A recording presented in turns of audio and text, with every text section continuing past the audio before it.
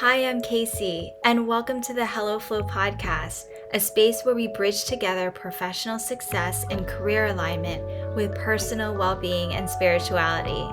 At a time when many people are awakening to their soul's purpose and navigating that messy but magical middle, I offer this space for growth, well-being, and spiritually grounded practices to support you in your daily grind and pursuit of embodying your Dharma. After tuning into this podcast, I hope you receive the inspiration, empowerment, and applicable tools to usher in more ease and flow in your life and equip you as you discover, develop, and evolve your Dharma. Now on to the episode.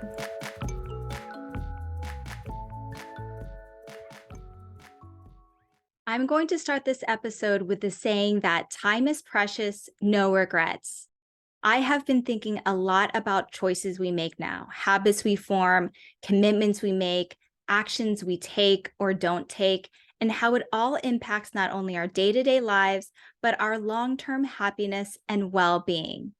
So in this week's episode, I wanted to share two different pieces of work that are widely known and has helped educate the world about these topics.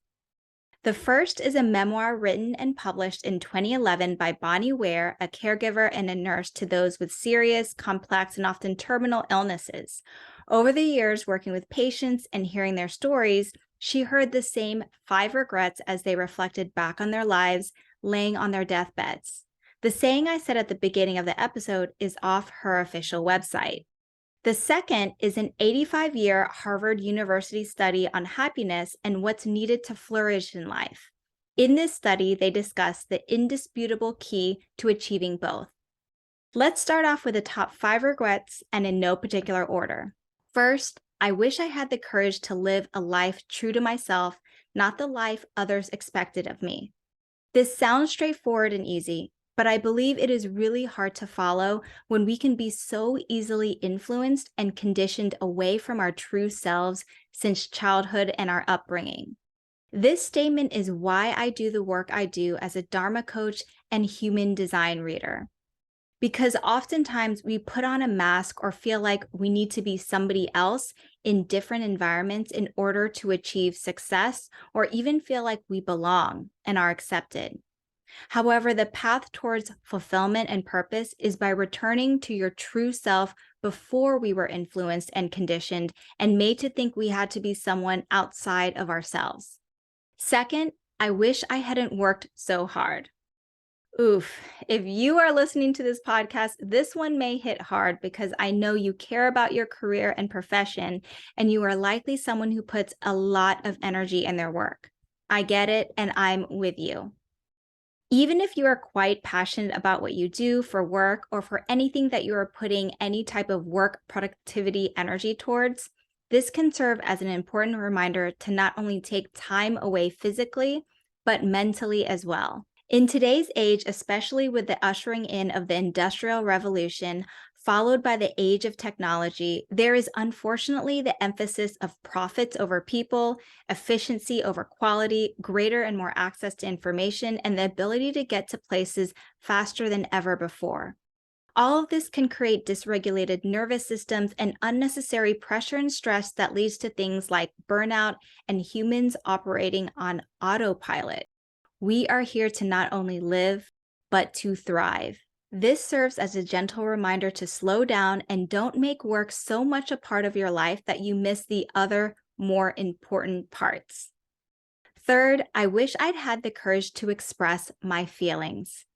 This is something I am personally learning and practicing more every day. Although I believe I've gotten better over time, there is still a lot for me to learn and practice here. When we hold back our feelings, we hold back our truth and we dim our voice. Not expressing feelings can also lead to miscommunication and miscues in relationships with others. Conversely, expressing our feelings is a necessity for a happy life, as stated in Bonnie Ware's book. So, where are you holding back on expressing your feelings? It's important to not only pay attention to what's on your mind, but also to listen to your body when it comes to understanding your feelings. And while understanding and acknowledging your feelings, is the first step, this lesson is about having the courage to express them. Fourth, I wish I had let myself be happier.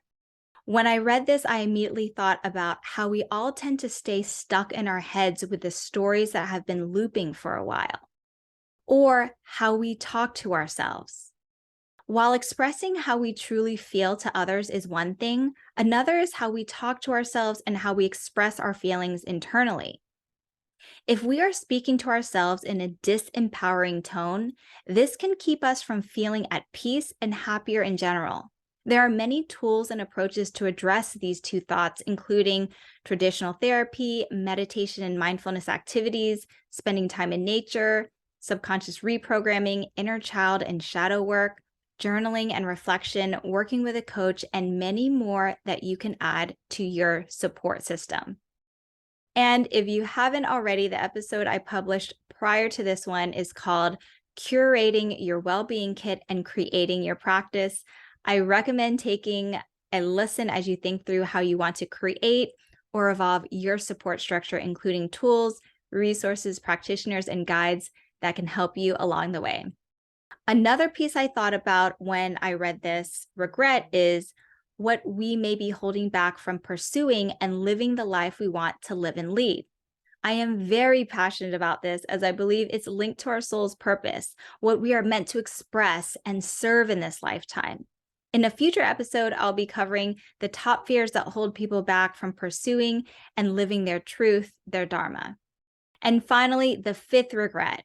I wish I had stayed in touch with my friends. We are all so busy with our lives, especially as we get older and we start to drift. Whether it's due to distance, different interests, or life directions, it is easy to lose touch with friends, and it makes sense if you are on different wavelengths or lose common connections or interests. I think that's natural. So when it comes to social connection with friends, think about who lifts you up. Who can you be your natural self around? Who do you fully trust? Who do you feel safe sharing your emotions with? Who truly supports you throughout the different seasons of life? Who not only do you share common interest with, but who also challenges you and gives you different perspective? Who expands you and helps you grow as a person? And who do you feel good around from an energetic perspective? There are more considerations, but these can give you a good start. Who have you lost in touch with that you want to reconnect with? How are you nurturing your current friendships that are for your highest good and connects you to your most magnetic self? This is a good pivot to the key factor to living a life of happiness and the most impactful thing to you flourishing. The indisputable key to living a happy life was determined by an ongoing 85-year study led by Harvard called the Harvard Study of Adult Development, which is one of the longest running studies on happiness. That study says the number one key to a happy life is social fitness and embracing community, which I don't think is a coincidence that it is somewhat of a reflection of the last two lessons I just went over. I wish I let myself be happier, and I wish I stayed in touch with my friends. Now, what does social fitness mean? Yes, it means relationships, but particularly healthy and balanced relationships. The number one influence on our health is our relationships and how happy we are in our relationships. Think about how your body reacts when you have a deep and impactful conversation with a close friend, or conversely, when you have a disagreement with your romantic partner or a parent. Creating and establishing friendships is one thing, but taking stock, nurturing, and tending to our connections that are for our highest good is what truly helps us thrive and flourish in life. I love what Robert Waldinger, director of the study, a psychiatrist and professor of psychiatry, says. Taking care of your body is important, but tending to your relationships is a form of self-care too. That, I think, is the revelation in the study. The study reveals that close relationships, more than money or fame or social positioning, are what keep people happy throughout their lives. While some people have genetics that they can attribute towards their level of happiness, it is close relationships and connections that protect people from life's discontents and are better predictors of physical health and long and happy lives. Additionally, strong relationships don't just protect our physical bodies, they also protect our brains, according to the study. What I thought was interesting when reading about this study is that when this study first began, nobody thought or cared about empathy or connection or relationships. But after decades, it is indisputable and clear that healthy aging is all about healthy and balanced relationships. Let's wrap this up with a summary of choices, commitments, or things you can shift your energy towards for long-term happiness and well-being. So at the end of this lifetime, you have less regrets and more happy and healthy memories. 1, rediscover your core essence, your true self, and live your life shining in it. 2, don't make your life all about work and work productivity. 3, express your feelings and speak your truth. 4, find your happiness and pursue it. 5, build and nurture healthy and balanced social relationships.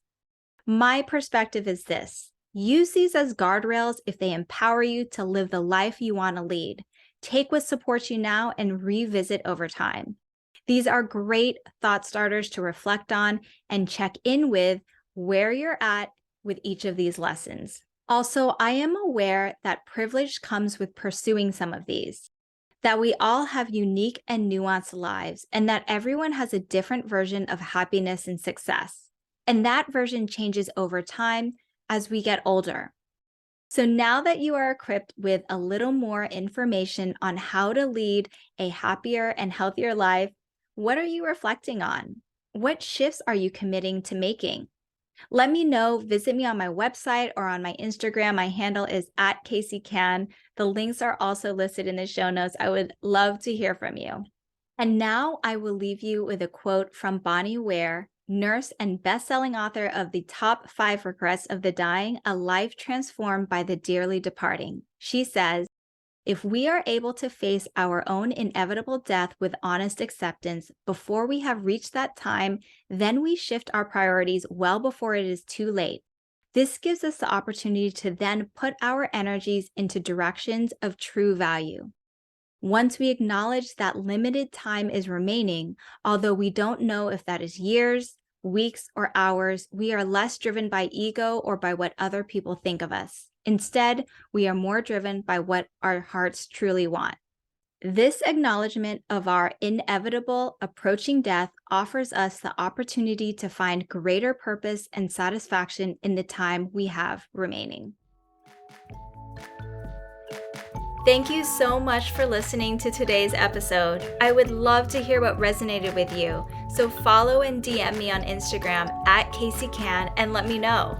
You can also find other ways to stay connected with me by visiting the links in the show notes. Thanks again for tuning in, and see you on the next episode of the Hello Flow podcast.